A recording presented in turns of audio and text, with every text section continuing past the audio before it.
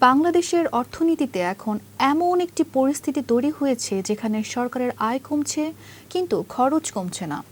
রাজস্ব আদায়ে বড় ঘাটতি, বাড়তে থাকা ব্যাংক ঋণ, বৈদেশিক ঋণের চাপ, ঋণের সুদ, জ্বালানি ভর্তুকি ও মূল্যস্ফীতি সব মিলিয়ে সরকারের উপর চাপ বাড়ছে।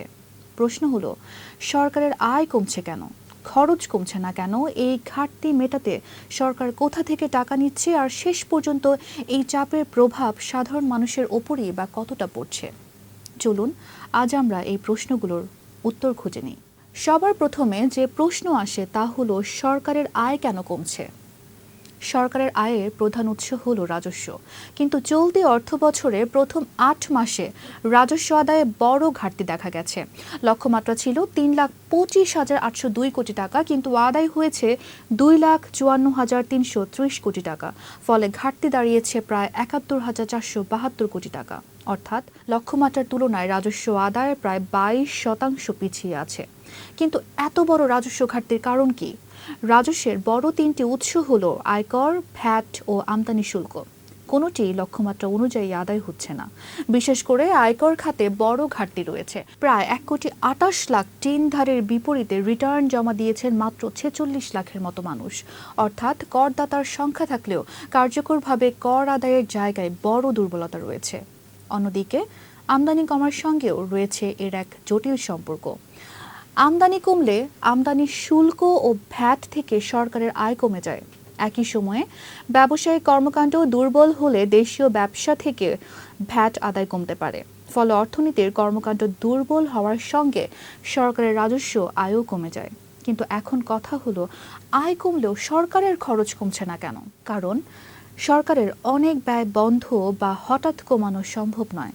সরকারকে সরকারি কর্মচারীদের বেতন ভাতা দিতে হচ্ছে, সামাজিক সুরক্ষা কর্মসূচি চালাতে হচ্ছে, উন্নয়ন প্রকল্পে অর্থ দিতে হচ্ছে, জ্বালানি খাতে ভর্তুকি দিতে হচ্ছে, আর সঙ্গে রয়েছে পুরনো ঋণের সুদ পরিশোধের চাপ।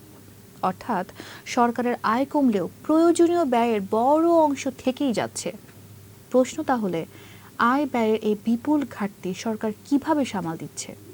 উত্তর, মূলত ঋণের মাধ্যমে। সরকার একদিকে ব্যাংক ব্যবস্থা থেকে ঋণ নিচ্ছে, অন্যদিকে বৈদেশিক ঋণের উপরও নির্ভর করছে।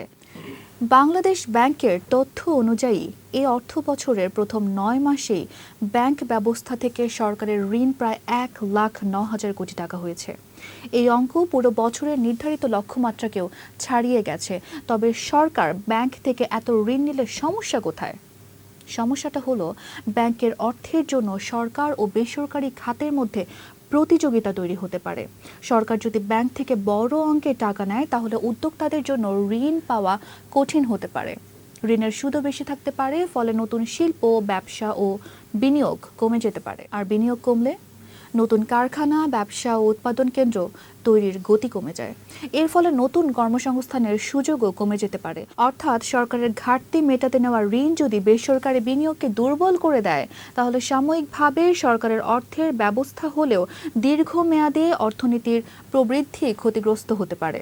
আর সমস্যা শুধুমাত্র দেশীয় ঋণেই সীমাবদ্ধ নয়, বিদেশি ঋণের চাপও আছে। বাংলাদেশের বৈদেশিক ঋণের পরিমাণ ২৩ লাখ কোটি টাকার বেশি। একই সময়ে নতুন করে প্রায় $৩০০ কোটি ঋণ চাওয়া হয়েছে। কিন্তু সমস্যা হলো, নতুন ঋণ নেওয়ার পাশাপাশি আগামী কয়েক বছরের বড় অঙ্কের পুরনো বৈদেশিক ঋণও পরিশোধ করতে হবে। IMF এর ঋণ নিয়েও চাপ তৈরি হয়ে আছে। বাংলাদেশ $৪.৭৫ বিলিয়ন IMF ঋণ কর্মসূচির আওতায় অর্থ পায়। তবে এই কর্মসূচির বিভিন্ন শর্ত পূরণ নিয়ে জটিলতা থাকায় পরবর্তী কিস্তি নিয়ে অনিশ্চয়তা তৈরি হয়েছে। ফলে সরকারের বৈদেশিক অর্থায়নের পরিকল্পনাতেও বাড়তি চাপ তৈরি হচ্ছে। আরেকটি বাড়তি চাপ হলো জ্বালানির দাম। কথা হলো, জ্বালানির দাম বাড়লে সরকারের সমস্যা কোথায়? আন্তর্জাতিক বাজারে জ্বালানির দাম বাড়লে সরকারকে বেশি দামে জ্বালানি আমদানি করতে হয়। সরকার যদি দেশের বাজারে দাম কম রাখে, তাহলে ভর্তুকির চাপ বাড়ে। আর যদি দাম বাড়িয়ে দেয়, তাহলে পরিবহন, কৃষি ও শিল্প উৎপাদনের খরচ বেড়ে যায়। শেষ পর্যন্ত সেই বাড়তি খরচ সাধারণ মানুষের ওপরও পড়ে। শুরু হয় মূল্যস্ফীতির। জ্বালানি ও উৎপাদন খরচ বাড়লে পণ্য ও সেবার দাম বাড়ার চাপ তৈরি হয়। বাংলাদেশে মূল্যস্ফীতি তো মধ্যে ৮%-এরও উপরে রয়েছে। ফলে মানুষের আয় কিছুটা বাড়লেও জীবনযাত্রার ব্যয় আরও দ্রুত বাড়ছে। বিশেষ করে নিম্ন ও মধ্যম আয়ের মানুষ একই সঙ্গে আগের তুলনায় বেশি খরচ করতে বাধ্য হচ্ছেন। মানুষ খরচ কমালে অর্থনীতিতে এর নেতিবাচক প্রভাব পড়ে। মানুষ যখন বেশি দামের কারণে অপ্রয়োজনীয় ব্যয় কমিয়ে দেয়, তখন বাজারের চাহিদা কমে যায়।